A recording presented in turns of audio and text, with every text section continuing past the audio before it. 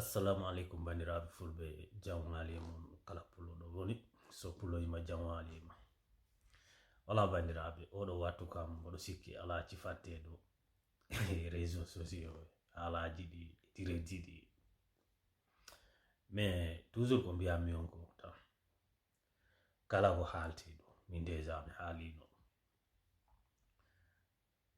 bandiraɓe ɓay min somi hori Sénégal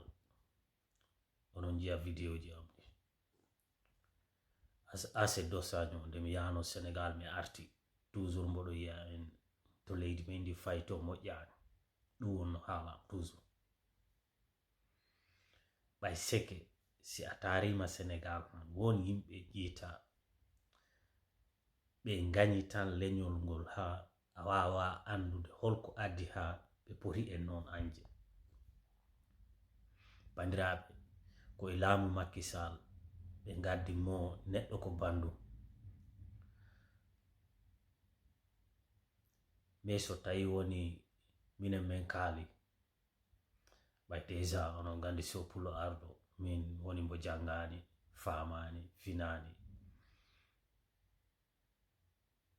on ji haysi activité ɗi e konte ha mi tawaka to nder mais toujours woni ko mbiyammi jahen tan ha yeso ko law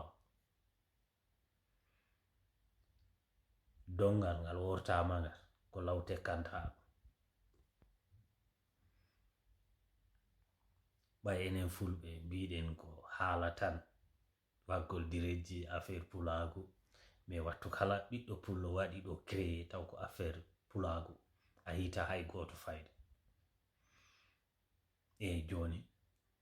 holko woni daranade leñol mum holko woni fardorde leñol mum koye haala tan kalgol tan e réseaux sociaux ji jemma e ñalowma fulɓe ni kono ko ɗon tan haɗa bandiraɓe ina waɗi fayda d'abord neɗɗo ganda hoko gonɗa ganda hoko woni valeur ma ganda holko woni adama ganda holko woni diine ma toujours mboɗo yiya on noon toujours mboɗo yiya on noon te pullo waɗani considéré pullo na mum enen fulɓe ko ɗum addi ɗiɗa leƴƴi fof ɓe gandi ɗum e nder men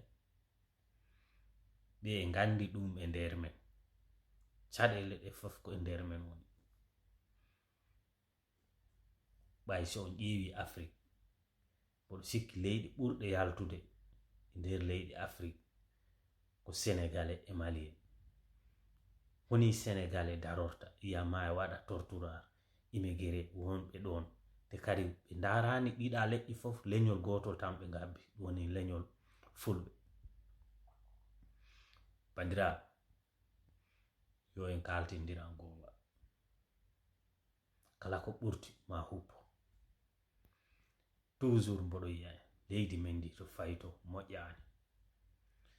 enen fulɓe ma changé nayi ko won hakkudeji men taw en goppani ɗum sagani e men ma changé jikkuji men ɗi te goppen ɓaleyagu men deedi ɗum taw woni ko lori en ko taw wona ɗum gittu en e men mine nana ono mbiya ɓe pitta en ha laaɓa ko ɗum wonta taw changani mentalité changé jikkuji enen fulɓe ɓe en mbawa ɓur hewde Afrique enen ya ɓuri hewde ya ko enen ɓuri jangude joni hono hen ɗum ɗo wonirta donc ƴoyre fulɓe nde kay holto woni badiraɓe ƴewrinoɗen koye mum no fewi min ko ɗum woni ande amde d'abord en cantina ko men ko sowna ɗum moƴƴani